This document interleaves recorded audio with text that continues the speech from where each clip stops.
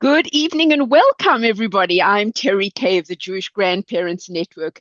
Thank you so much for joining us tonight for Grandparents Are People Too, Balancing Roles, Responsibilities, and Your Own Life. We so appreciate that you made time to join us tonight.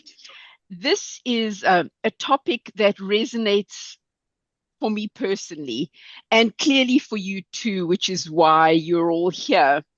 Um, I experienced trying to balance grandparenting, childcare with my JGN work and being and finding myself drawn, pulled towards my computer.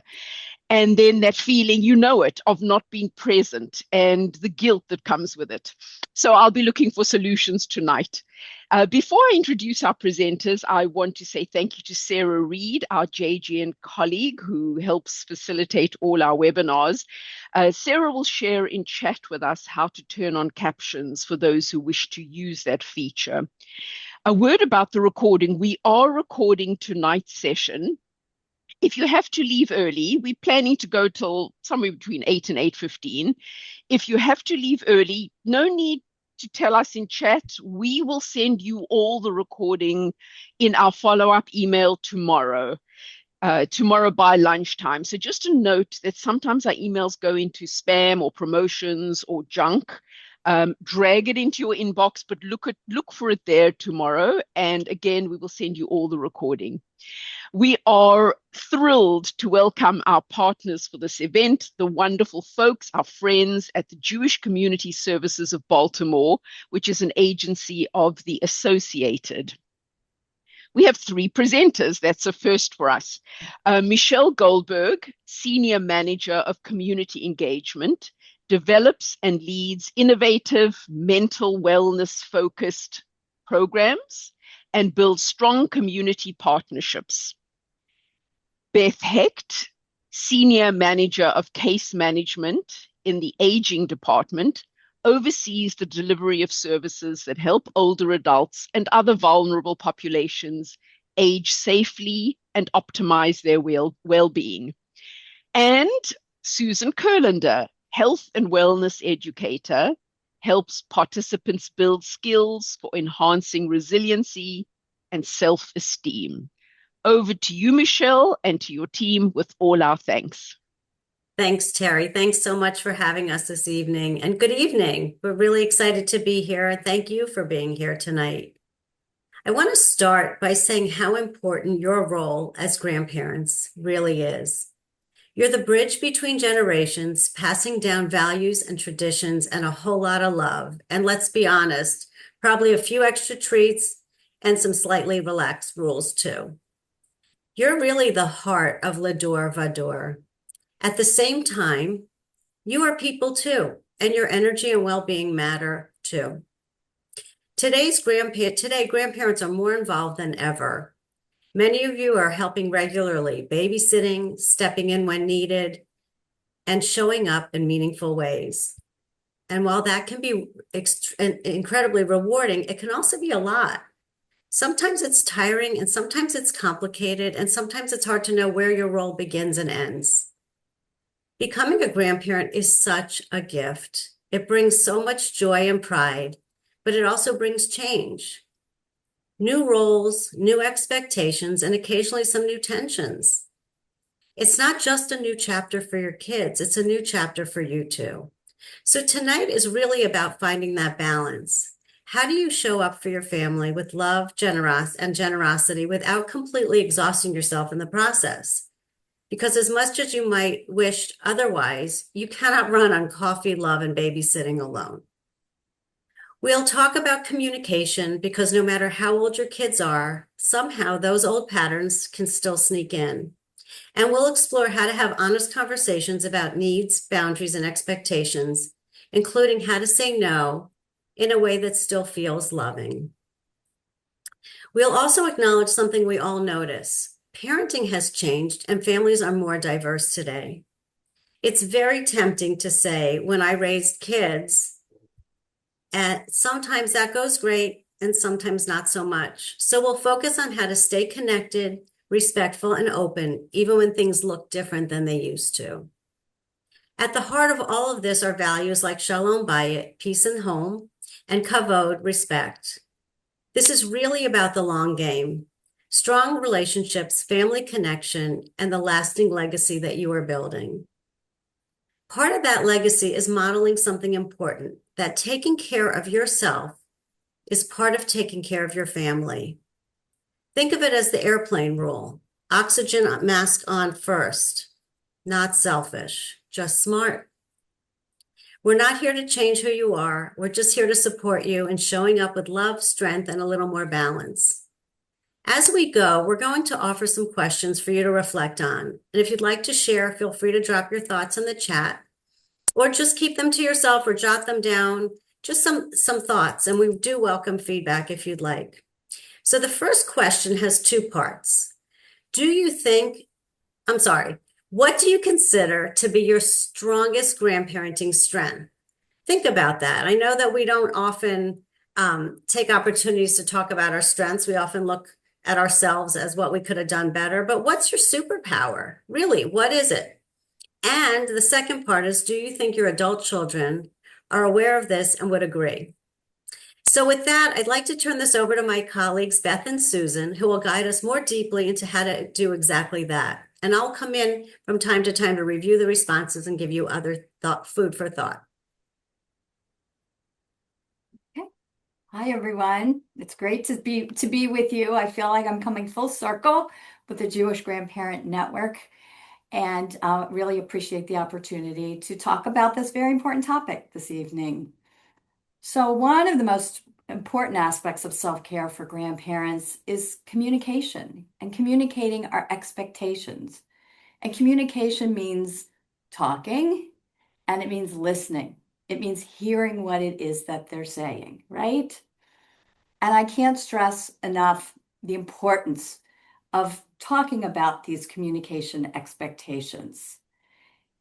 It really can be helpful to recognize and assess parent, your current relationships with your children, and also your past relationships with your children. Things are different now, right? They're not the kids that were little, that got into trouble at school, right? That gave you a hard time, that drove you crazy when they were in college, right? All those things, right? That happened then, right? So your communication styles were different then. Now they're adults and they're having kids of their own. And so we just really need to look at that and recognize too that all relationships have the potential for both love and for conflict. And that's throughout through our lives. Think about that for ourselves, right?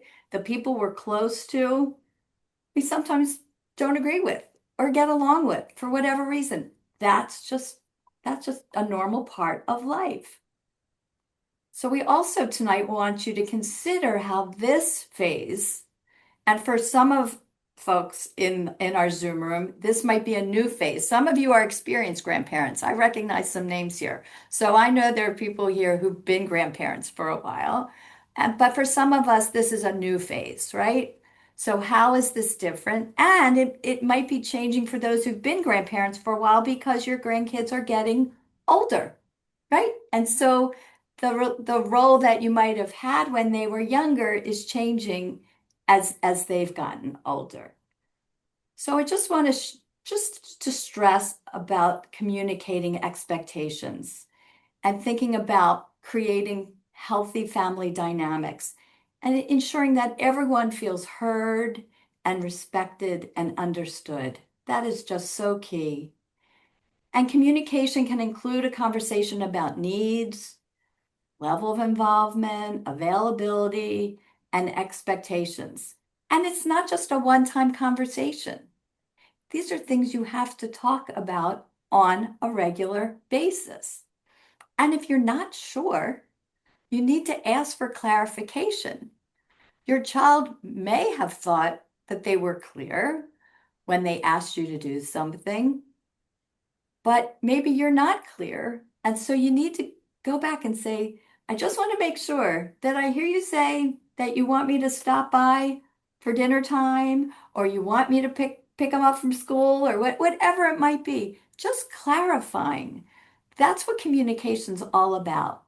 They might be in a hurry, you might be in a hurry, you might not have heard them so well, whatever's going on. So just that clarification is so important, that going back and forth and just validating and confirming that everybody's on the same page.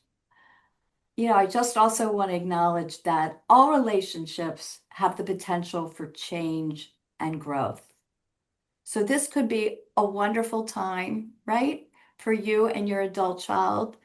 It might be a little bit of a stressful time because your adult child's figuring out how to be a parent, right? You could feel very close. You could feel a little less close, whatever it is. It's new and it's going to evolve over time. And I also just wanted you to consider that some of us have multiple children, right? And that no two children, no, we don't have the same relationship with our son as we have with our daughter, right? Those relationships are all different and they change over time too. So I just want to, reinforce that as we're thinking about this. Well, how does that play out sometimes? Some of our children might be parents, right? Might be having children. Some of our adult children might not be, right? So it's a lot. As Michelle said at the beginning, it's a lot, right? There's a lot going on. I want to recognize the importance of consistency, and that's not always so easy. But if you have a regular time that you're coming in and you're helping out, recognize how important that is, but also recognize that you're a person too, as we've said, right? And if something comes up, if you're not feeling well, you have to talk about that. You might have to make a change, or they might need to make a change. In my situation with my daughter and granddaughter, we had to switch a day and we had to go back and forth with that a little bit. And I'm still working and I had to figure some things out, and that was okay. So it was a little bit of a challenge, but we worked through it and we got to the place, with the best outcome. I also want to just say something else that's really important, which is that this phase of our lives that we're in can be, as I said, can be challenging. And I've talked to some folks over the years who are feeling kind of unclear and unsure and have some concerns, and they're really struggling.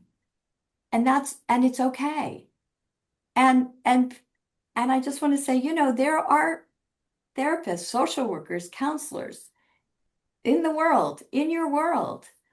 And I really hope that you feel that it's okay. I want to give you the permission to say, go talk to somebody, right? If something's really bothering you and you can't, you're not able to let it go and it's really eating at you, it's really okay to talk to somebody and get another perspective, right? So I do wanted to make that point as we're talking about this. Being a grandparent is not about holding on to the past. It's about showing up in the way that they need you now. And as I said, this is going to vary over time, depending on the ages and stages of your grandchildren. And I also want to mention that some of these tools that I'm sharing, you're going to get those in the handouts that are coming to you. Michelle, I'm going to turn it back to you to see if we Beth, have some responses. Before you go, Yep. can you tell us what you mean by it's not about holding on to the past, please? Meaning, I think I sort of said, the child that you had in college, right? That was really giving you a hard time, right? Pushing all your buttons. You weren't communicating. You weren't getting along, right? That phase has shifted. And now you're in a phase with your child. Yeah, all that stuff happened in the past. But now you have this great opportunity, if you're fortunate enough, to create something different, right? Something that can be more reciprocal, right? That can be more supportive, that can be more balanced. I hope that answered your question, Terry. Michelle? So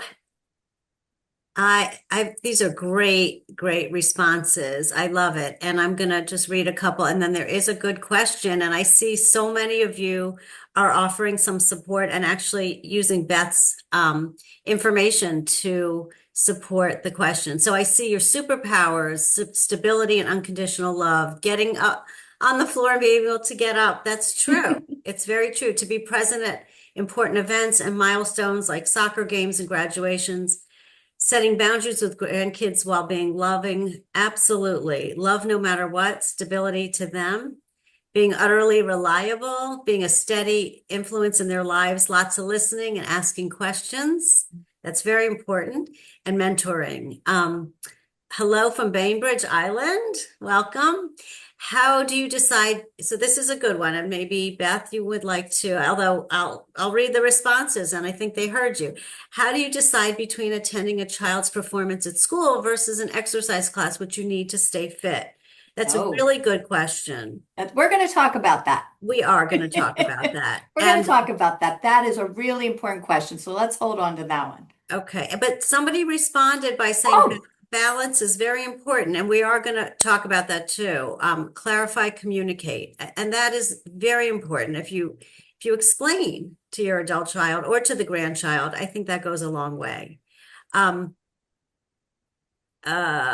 think that is it. Yes. Okay, so now the next question, number 2. Do you think your adult children are aware and considerate of your lifestyle and your physical and financial limitations? Do you think your adult children are aware and considerate of your lifestyle and your physical and financial limitations? So let that simmer, put it in the chat, and I'm going to turn this over to Susan to talk about establishing boundaries. Oh, thanks, Michelle. Excuse me. And thanks, Beth. I enjoyed hearing what you were saying.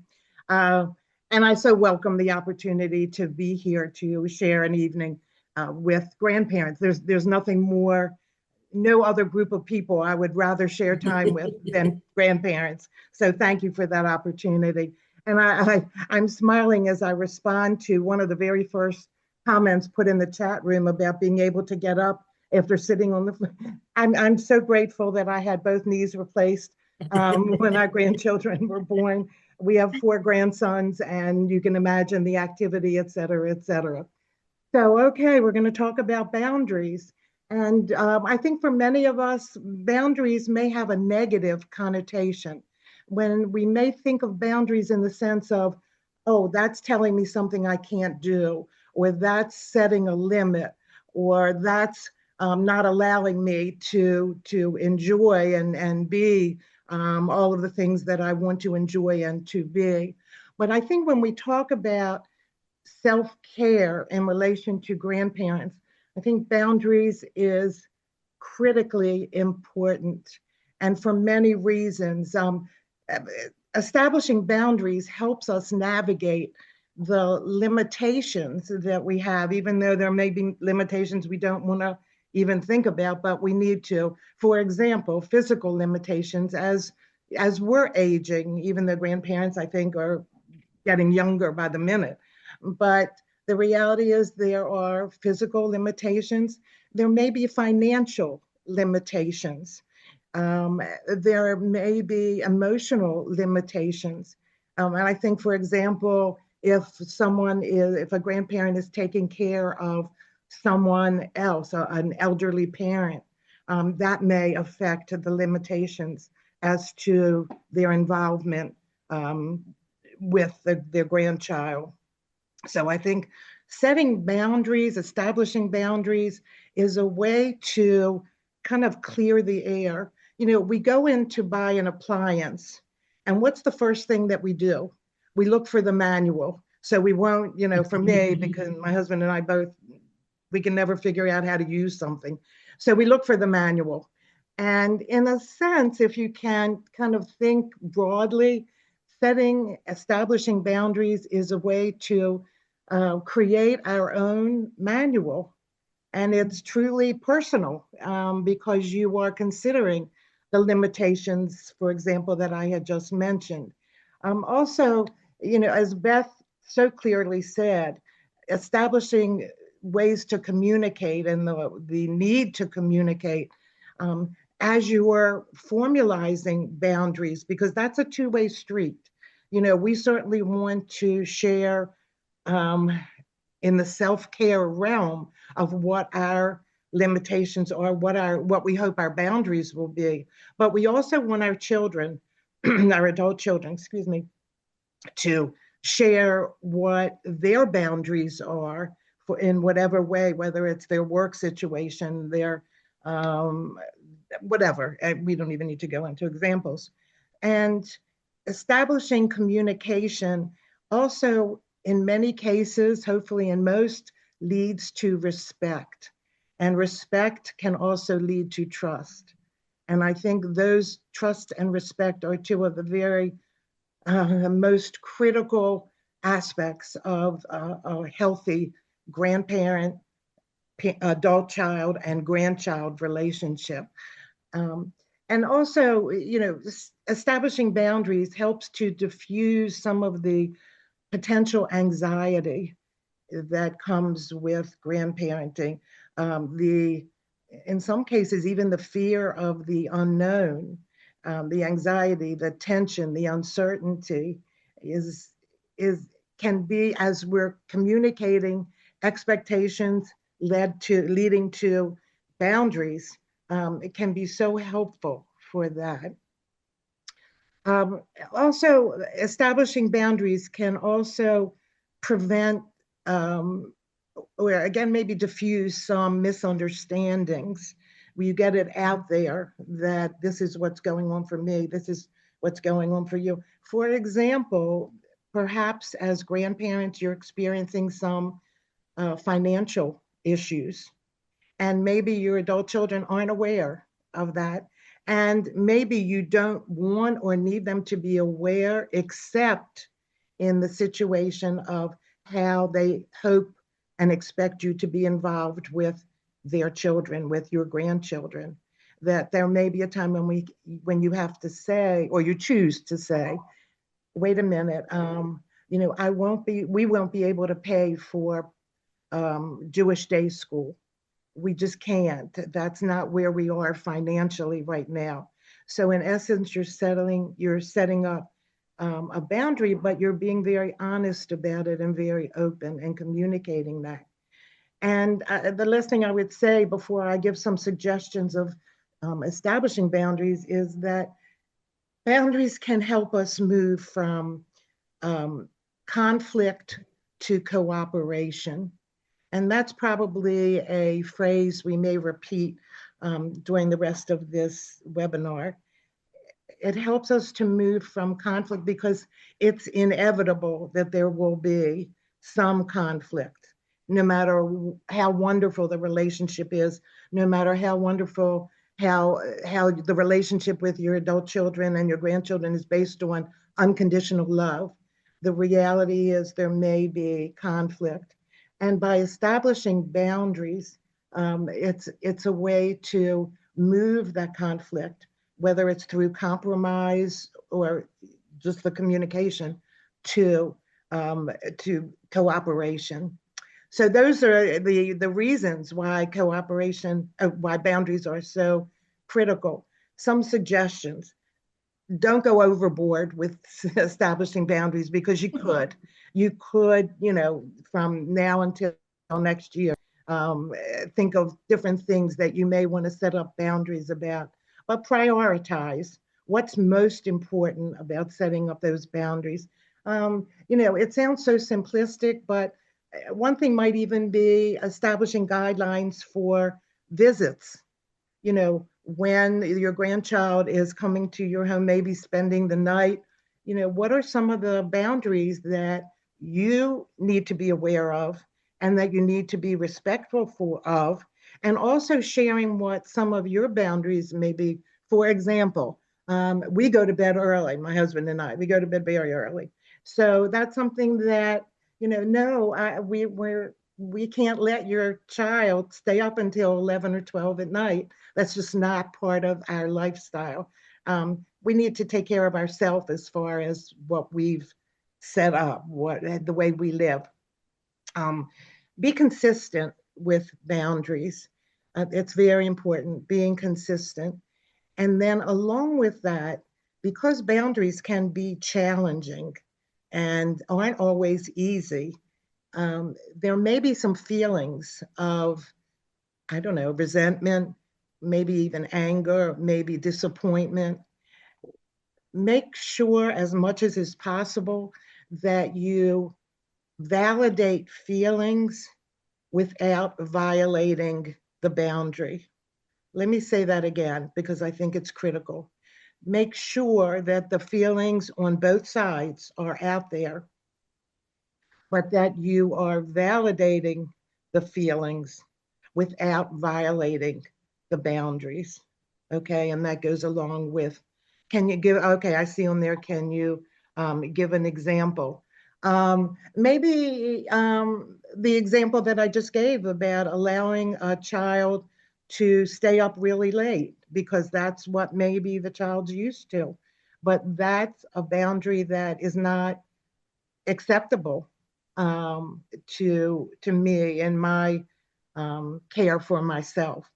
No, and so would that be an example? The person who put that chat or that in the chat, that you need, what's the compromise? You know, how do you move from the conflict of, yes, you allow your child to stay up until 11 or 12, but that's not where we are.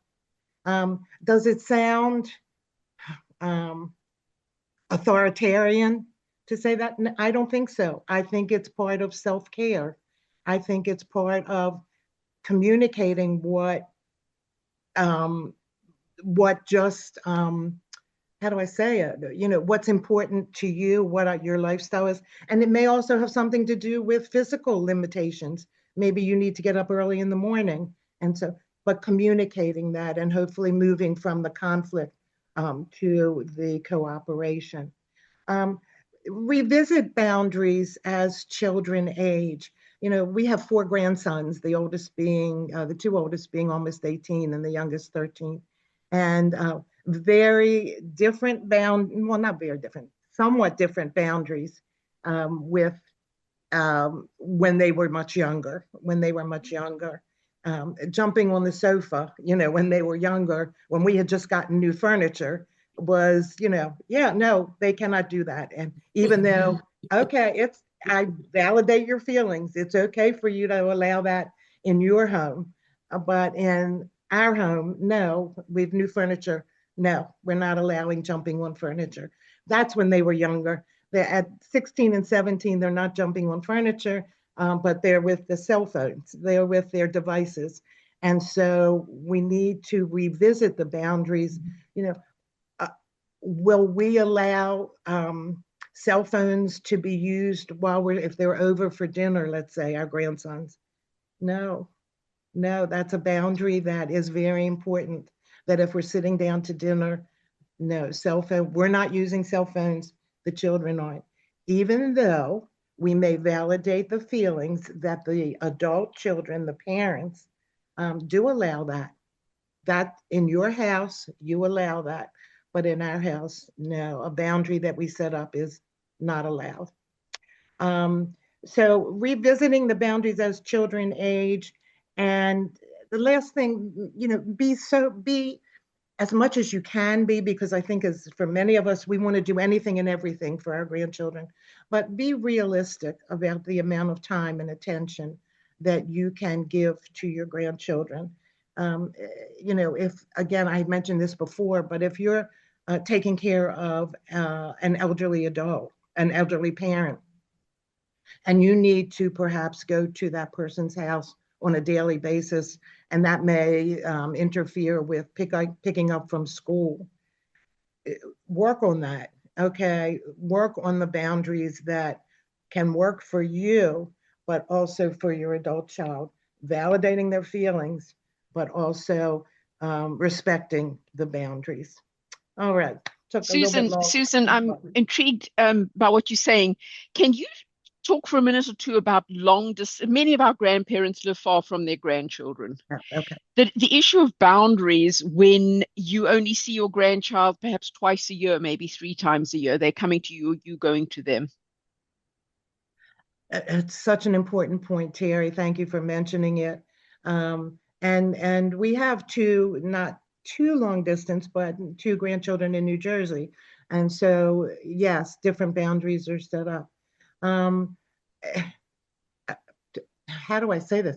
Trying to come up with mutually agreeable, um, I'm going to use the word boundaries again, but I'll say experiences that can work. Time, you have to consider time for sure, ability levels of ages and ability levels of the children, and also interests of the children. I think that's a really a hook when you can figure out what the interests are, that then you can come together as a grandparent. Um, I have one grandson who, from a very young age, was always interested in reading. So what did we do? We set up time to read. We picked the same book, and we would read some of it together, and then we would do it on FaceTime because part of their growing up was during COVID, and that threw so much of what we hope to do kind of by the wayside. But it encouraged us to be creative.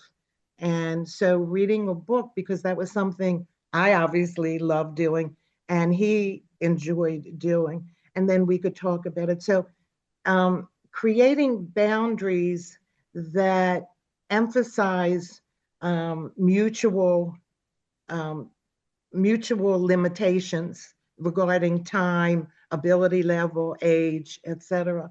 Terry, is that helpful? It is. I get the sense that if you when you see your grandchild infrequently, it's harder, it's much harder to Yes. be rigid or have these clearly defined expectations, and you may have to be more flexible. Mm-hmm. Yeah. Is that No question. Yeah, I'm true? sorry, I didn't mean to interrupt. No question about it. And that's where what Beth was saying is so important, the communication, Mm. the communication of the expectations. There is absolutely no question that the relationship can and most likely will be different Mhm. when there is a long distance factor in that. And I think, I had mentioned about emotional boundaries. And I think that might be appropriate here because I think as grandparents, we have to make the best of the situation, but we have to accept that this is the situation, that we are not picking them up from school or, attending the soccer games, etc., except on occasion when we can be there. Um, so I think there's an emotional acceptance of the difference because there is a difference in a long distance relationship, which doesn't minimize the relationship by any means, but um, it needs a different perspective. Is it okay if I jump in? Sure. Um, it's so, Terry, it was so funny. As Susan was talking, I made that exact note about long distance grandparenting. I have grandchildren far away, and clearly our relationships are different. And there's a lot of boundaries and expectations that have to be negotiated and renegotiated as the kids age. There's time differences that we have to take into account. So just communication is different. And we know there's times that they're just not available. And it's hard because we really want to talk to them. We really want to get, can stay more in touch with them. Because again, we're not seeing them that much, but they're really busy. They have a lot going on. They're out in Utah and they're skiing. And that's a huge season for them. And it's just such a huge part of their life. We are working so hard to try to understand that and be supportive from Baltimore, right? Um, and it can be challenging at times because their weeks could go by and we're not talking to them, because it just doesn't work out. When they can talk, we've gone to sleep already. It's just so I would just say, I really love how Susan, put together this. It's a guide and it's just constantly going to be in flux, as they age, given all the factors in life. And I think the most important thing is to convey how much you care. You might not see each other, you might not be together, but that doesn't mean you don't love them and that you're proud of them and that you're excited for what they're doing. Like all of that goes a very long way. It's not as good as being there. I mean, that's the reality. But if you can just get those messages through different ways, sending a card or a note or just a special something or just even leaving a message as they get older, you can like leave them a little message, just to say thinking about you and good luck with that that competition you've got coming up. I know you're so great. Just all those words of encouragement, you want that positive energy to somehow be conveyed. Yeah, I couldn't agree more. And we do a lot of texting Mhm. because the kids respond to texting immediately. Yes. Immediately. Mhm. So yeah, okay. All right, Michelle, some responses. So I'm going to start at the last comment because it made me chuckle. So we have from someone, I just had to excuse myself from the Zoom because my kids in Houston FaceTimed. And as Beth said, they're so busy, it's become a rare thing. And they've got the Mhm. time difference. So, you got to figure So it out. thank you for sharing that because this really is, we're in real time. And yeah, so we're expecting a call from our son in Florida after this. We're on the West Coast. Unfortunately, the grandchild will be asleep. Yeah. Yeah. Let me go back to the top. These are the really good responses. The question is, do you think your adult children are aware and considerate of your lifestyle and physical and financial limitations? So some say they depend on our financial situation more than we would like. Um, Mhm. some are trying to accommodate our lifestyle and don't ask for help. Some are aware, but not considerate of our lifestyle or physical limitations. And I think this all goes back to communication because you can't assume. Sometimes we don't want someone to just assume that we have the money or we don't have the money or we have the ability or don't. It's about opening up a conversation. My adult children often tell me that I do too much for everyone else and I should do something for myself. Mhm. Good advice. Yes, they often don't seem to think about financial impact when they ask me to travel with them to an event, example, like going to a wedding or a ski trip, so I can watch the grandchildren so they can attend something by themselves. Yes, that is actually not such a unique situation, and I appreciate you sharing that. And it's also a lot because whatever your life is here, you're packing up and going. So that's like a compounded ask. Um, Yes and no, because sometimes they do not realize that we are aging as well as they are not children anymore. For us, they do not pretend that we are fit and young. I believe that everything starts from us. Recognize who we are in the present. Very good. Yes. They're aware and sometimes overly considerate. Another one like that that's lovely. Perhaps not wanting my help, which when it would be fine. Going back to communicating.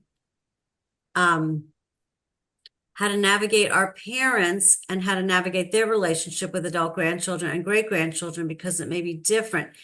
That's a good one. So I'm assuming you're the grandparent and your parents are the great grandparents. So there's different relationships and they come from a different generation and parented and grandparented differently. So that's a really good one. We talked about the example. How to validate feelings of someone who is not rational due to mental illness. That's tricky. Mhm. Can I jump in on that one, Michelle? Yes, yes. I saw that, and that's, I think I had said earlier, about getting professional help. Mhm. And I think that's an example where if, and every family has their challenges, certainly, and behavioral health challenges are certainly impact many of us. And that's something unique. And as you've described in terms of can you really, set boundaries or, that I would seek some professional help on that because that's beyond, I would really urge you to get some support for yourself in the best way to manage that situation. I really would, and certainly wish you all the best with that. Because that's just gonna, you need that kind of outside support for that. Thanks, Beth. Sure. Just a couple more. Long distance communication, thank you, is much more crucial in respecting each other's boundaries regarding time visits, things like that. Um, when your adult child is in another country, time difference is a real. Um, I think, is that everything? I have two very young grandchildren in another city. I struggle deciding whether or not to be with them since the years are so essential. Defining my relationship, part of me feels like I'm missing out on a lot. Yeah. Yeah. That's the balance. Yeah. How do you suggest navigating a situation when one grandparent wants to be more involved than his or her spouse? Apologizing if this is a bit off topic, feel free. Do we want to, We Beth, might maybe we'll try to come can we back put to that in that? the parking lot? Maybe we can try to come, if we have time, maybe we Okay. can come back to that a Come little back to bit. that. Yeah, I think so too. Yeah. Um, my kids did not understand how much there was for me to do before Passover. The kids were off of school, so they just popped in to drop them off at my house. Yes. That's a big club. That's a big club of grandparents with that Yes. exact Yes. challenge, right? Yes. Oh my God. Yes. Yes. And some are Mhm. saying, thank you for saying JCS can help. Yes, Thank you, we are Terry. here. Can, if you want to reach out, we have referrals of colleagues that are very skilled. They are aware, but not very considerate of my lifestyle and my physical limitations. A few people agreed. Yeah, so hopefully you will gain some tools from this evening and feel a bit more empowered, grab some nuggets from our presentation. I think that is it for now. Let's Okay. move on to question number 3. Our third question is, are you able to share your needs for self-care with your adult children? So let's, and now I'm going to turn it back to Beth to talk about self-care. Okay. So, congratulations to everyone on this call for the self-care that you are already doing by signing up for this session tonight. And hopefully many more other sessions that the Jewish Grandparenting Network provides, because that is a great form of self-care. You're in a space with like-minded folks, right? Learning, getting support, as we say in Hebrew, kol hakavod, good for you. It's really that's a form of self-care, and that's an important one. Um, and part of self-care is learning. Learning is really important in every stage of your lives, and especially this stage of your life.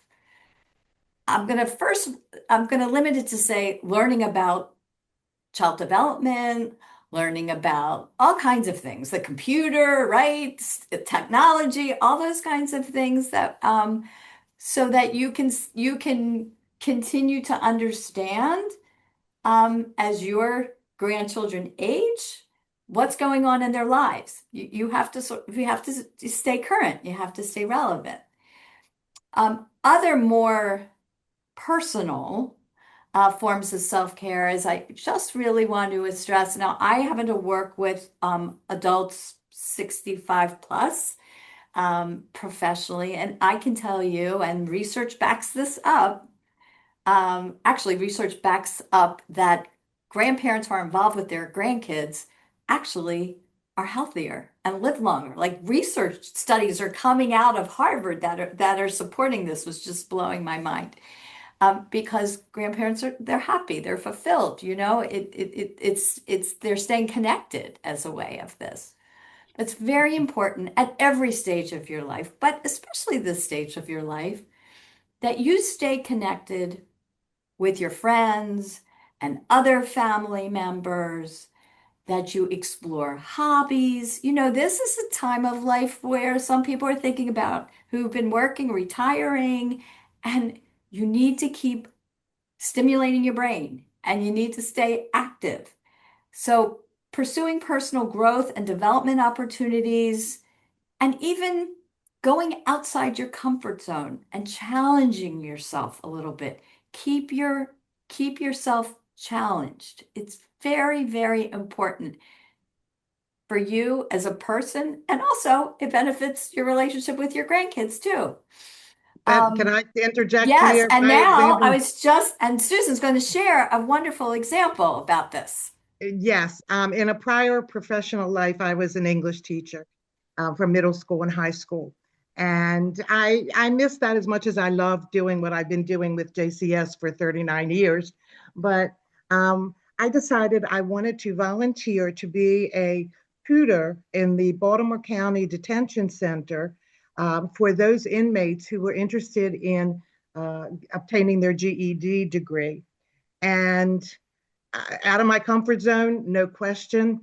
But I have to say, for the 2 years that I did it, um, one of the best experiences in my life. But the reason I'm sharing it now is that my four grandsons, who were still, they were teenagers at the time, um, all of a sudden they wanted to talk about it. They wanted to hear, was I afraid? Did anybody try and hurt me? What was it like being with the behind the locked door? What was it like when the inmates came in handcuffs?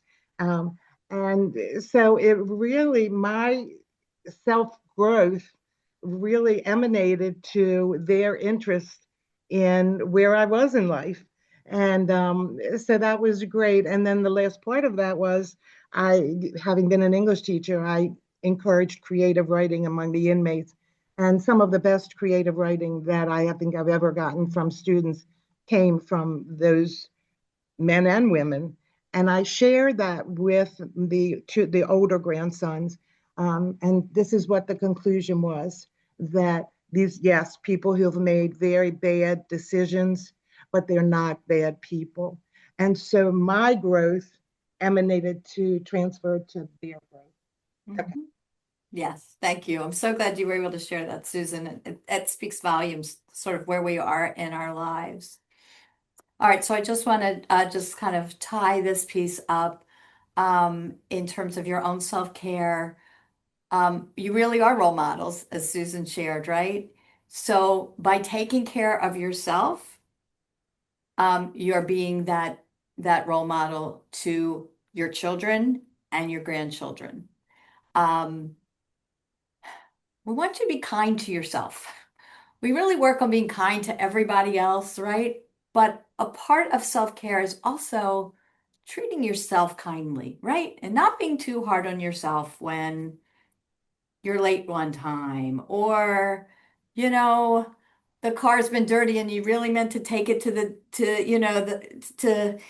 car wash. What? Okay, okay. Like just go easy on yourself. I think that's something for us. That's a lifelong thing, but certainly in this phase of life.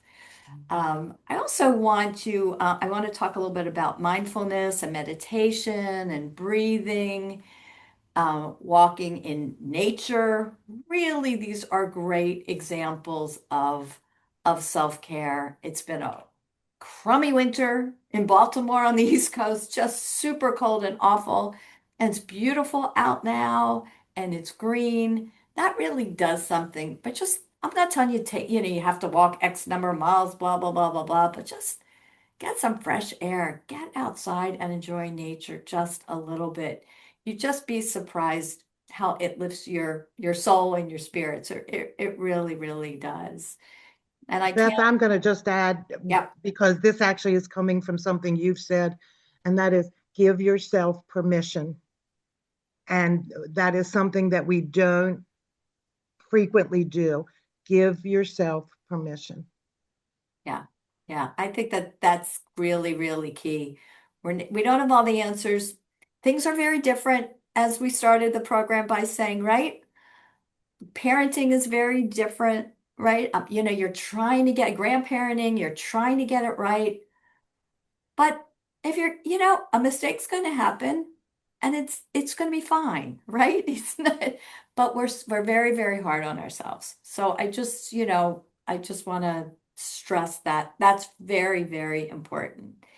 Um, please make sure you keep your doctor's appointments, that you make them, right? Your health, not not on the back burner. You have to take care of yourself in order to keep helping and taking care and being an active part of your grandchildren's lives. If you're not well, you can't do that, right? I know a lot of people saying, "Oh, I really needed that procedure, but I put it off." No, no, no, don't put it off. Don't put it off.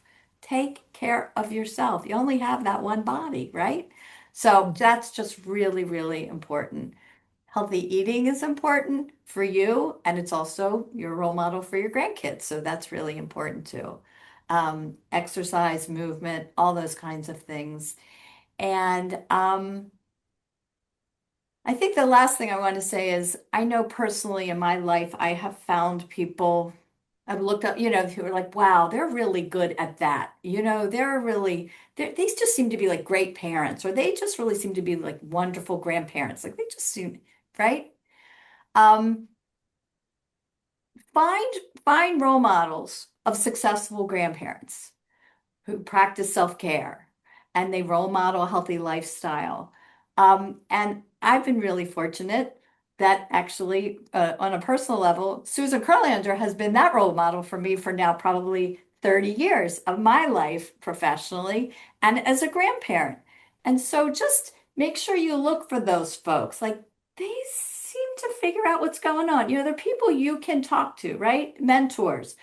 Hopefully in your lives you've mentored folks and you've had mentors. This is a time in your life to have mentors as well for this new phase. I think it's really, really important. I also want to say is just keep growing, keep learning, keep moving, all those things. The seniors that I work with are the healthiest who are the most active and they're most connected to others. That is critical, critical. Make new friends, try new things. So I just kind of wanted to sum all that up with Okay. that. And now I'm going to turn it over to one of my role models, Susan Kurlander, who is going to share something related to a lasting legacy.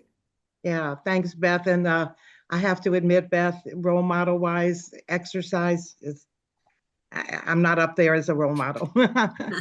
So, anyway, but thank you for saying that. Okay, what we're going to talk about now is what we call a lasting legacy. The greatest gift we can give our loved ones is sharing who we are, the values and beliefs that have guided us through the way we have lived our lives. And I would add to that, not only is it the greatest gift that we can give to our loved ones, I think it's the greatest gift we can give to ourselves.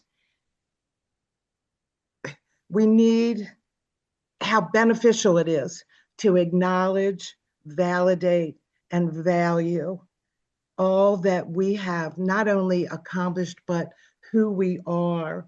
What are those values and beliefs that have motivated us, have kept us doing things that have helped ourselves, have helped our families, have helped others. It's just so important. And actually, we're calling it a lasting legacy because hopefully this is something that and I'm thinking, Terry, of your question of the long distance. This is something that knows no boundaries. It knows no physical boundaries, no time boundaries, no anything. It's there. And it actually has roots in Judaism, going back to biblical times where some of the patriarchs, it's been given other names, another name being an ethical will, which, has nothing to do with monetary, material, into which, when you think about it, how many of us make sure that we have our will, that we know who's getting the necklace from this person, or who's getting, the property from us. We want to make sure those material things are taken care of. But to me, what is, maybe I'm being Pollyannish, but I feel like um, the other aspects, the who we are, the values that we have, and how we've lived our life is equally, if not more important. And so we've developed a program where we encourage seniors and grandparents in particular to create their own lasting legacy, something that can be going, that knows no bounds, can go on for hopefully generations and generations, to let our loved ones know who we are. And in fact, this is written up, the directions are written up in the discussion guide that you'll all be getting.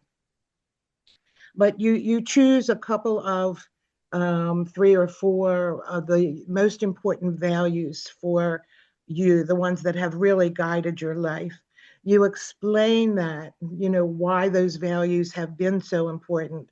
You may connect to a person, an event, or even a place that has been instrumental in helping you live your life through those values.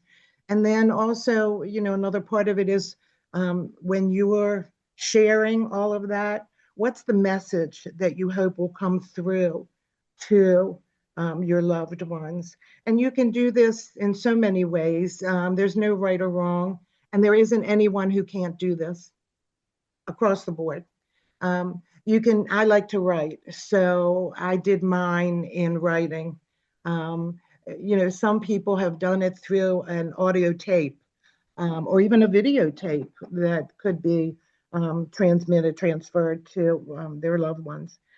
It's interesting. Someone once used an heirloom, an artifact, that something that had been um, shared with the family for generations and generations.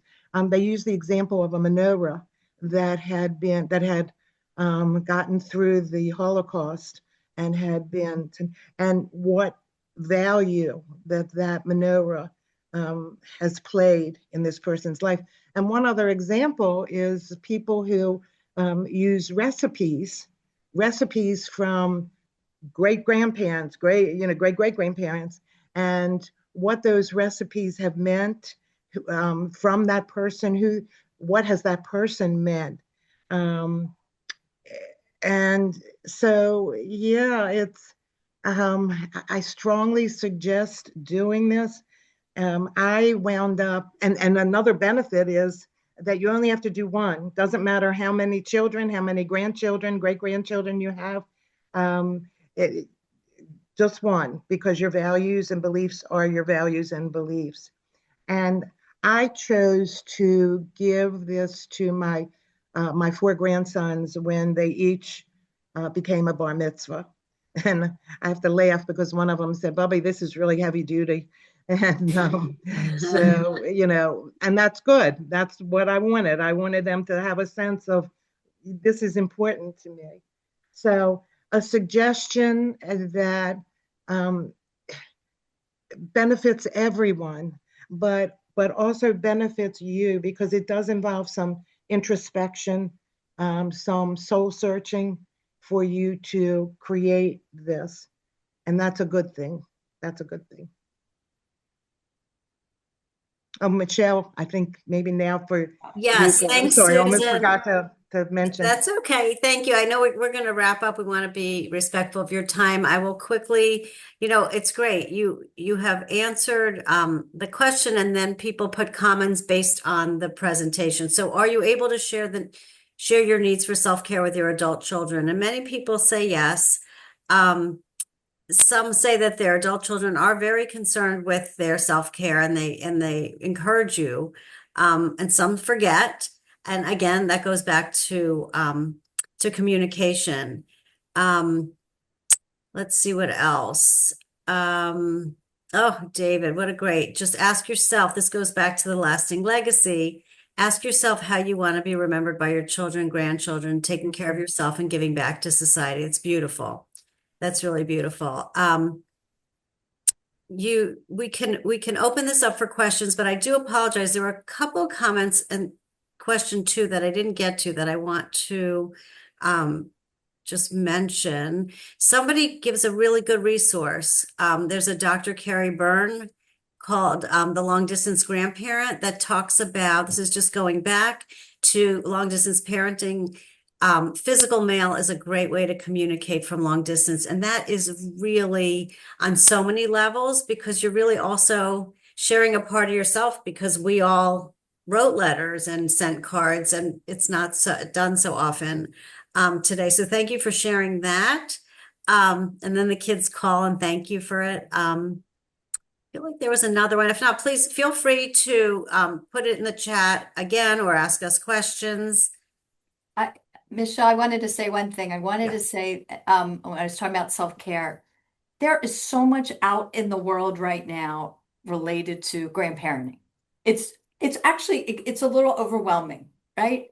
There's some wonderful books, there's some not so wonderful books. There's some great websites, there's some, so be very, be judicious, in what you're looking at. And remember, and as part of self-care, try to limit your screen time. We say that to our kids, right? And our grandkids, but also for yourself, right? Stop there's the doom scrolling, right? Right? Try to turn that off. If you're read a book, go for a walk, right? Just do that for yourself as well. I did see there was a question, Terry, about where some differences, right, related Can, to I, screens. Mhm. yes, I'd like to invite, we've been chatting privately that a couple of people who've put questions in chat would like to come on screen. So if you, if you want to raise your Zoom hand and we will invite you to unmute. Sarah can spotlight you. This is your moment.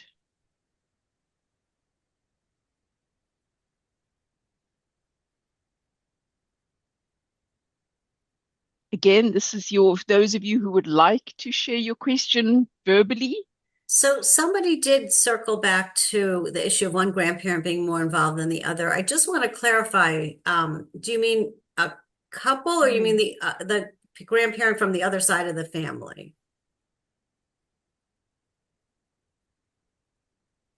The couple, uh-huh. That's so uncommon, you know. You want No, to say something, Susan? no, just what you said. Yeah, I Yeah, think that it depends sometimes on the gender of the child, where one right. one parent, like I know, my husband there was very much into going to the games, et cetera, et cetera. Not so much my thing, Mhm. but you know, it's okay. Yeah, yeah. And I think I don't want to stereotype, some dads are very hands-on, but some are a little less hands-on, just like some moms are more hands-on and not as much. So I think it just, but in our couple relationship, we're not always going to be on the same, right? We're two different people. So our approaches are different, right? And how we interact with our grandkids and how we interacted with our children when they were younger too.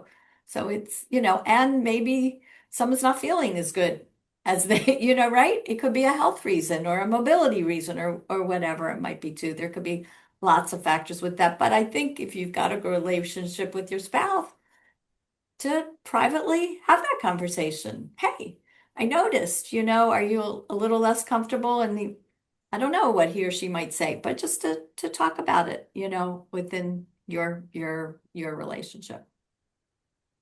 I see another question from earlier. What about when we want to respect their boundaries, but we really object to some of the things, such as the amount of screen time that is allowed in Yes. their home? Can we Yeah. limit it in our home, There you um, go. That's the self-care and but the not role in modeling, theirs? Yeah. right? And the important thing I think to remember, which hopefully I said, was validate the feelings. Hmm. Don't ignore that. When someone wants to, say, I want it to be this way, whatever.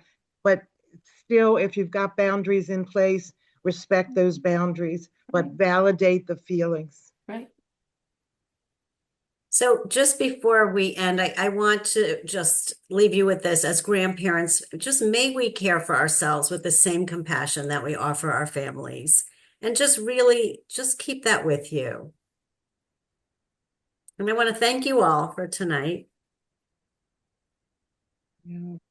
I don't know, Sarah, do you want to put up the takeaways? Let's do that. Sarah, if you could. So, Susan was very generous in preparing one slide that wraps it all up with a bow, and then we will sign off for the night. Why don't I'll take a few, Susan, and then you can take a few. Sure. Yep. I think it is so important that everyone takes time in your self-care as a grandparent to affirm your value as a guiding force for your family. So important. Taking care of yourself, and this is a hard one. It's not selfish, it is essential. Put that mask on first, and then you're able to help the others Mhm. be Mhm. with. Okay. And I know this one is easier said than done, but the goal of successful grandparenting is to move from conflict to cooperation. And it could take some work and some time and patience, but obviously we know that the end result is worth it. For sure.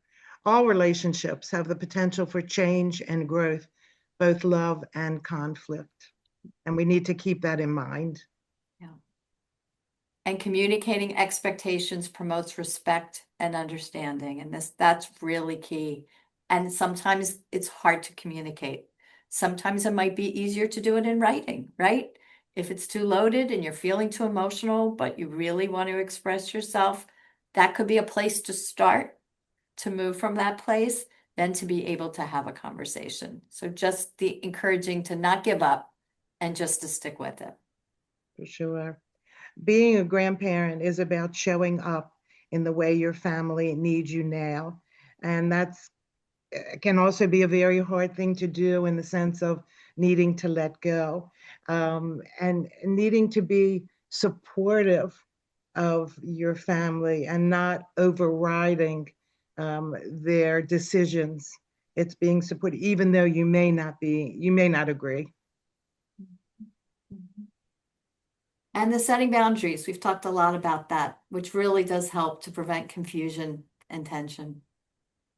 And we're repeating something that was just said, important to Yeah, validate feelings without violating boundaries. yeah. Which, just to add, doesn't mean that boundaries can't be changed and prioritized differently. Absolutely. Mhm. But if they're in place, they're in place. Yeah, there you go. And the validating of feelings, No, you right? choose those self-care. Yeah, and then to choose the self-care strategies, thank you, that enhance you individually and as a grandparent, right? Yeah. I'll just interject my little 2-year-old. She's doing yoga. You know, I'm on the floor with her a lot, right? It hurts after a while. I started to do some stretches. She started to do some stretches. So now we do yoga together, right? There you go. Creating a lasting legacy that shares the values and beliefs most important to you.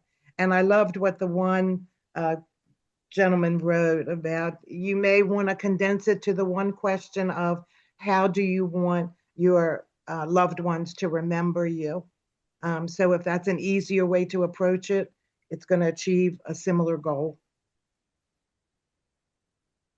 And as we just said, may we care for ourselves. To me, that's sort of a prayer, right? That's our wish, that's our intention, right? As grandparents, may we care for ourselves with the same compassion and love that we offer our families. Thank you, thank you, thank you, Susan, Beth, Michelle. We're so grateful for the expertise and the ideas you shared with us tonight. Speaking personally, I so appreciate the tremendous amount of preparation you put into tonight's gathering, our meetup, and the discussion guide, and the key takeaways and everything you did to prepare. Thank you so, so much. To all our friends who've joined us tonight, we will send you tomorrow a follow-up email. Again, look for it. We'll include how to reach out to our presenters and to their agency. We'll include the discussion guide, the key takeaways, and a couple of other goodies, including the recording.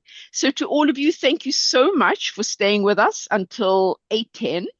We really appreciate it, and we look forward to seeing you at our upcoming webinars. Thank you very much for joining us tonight.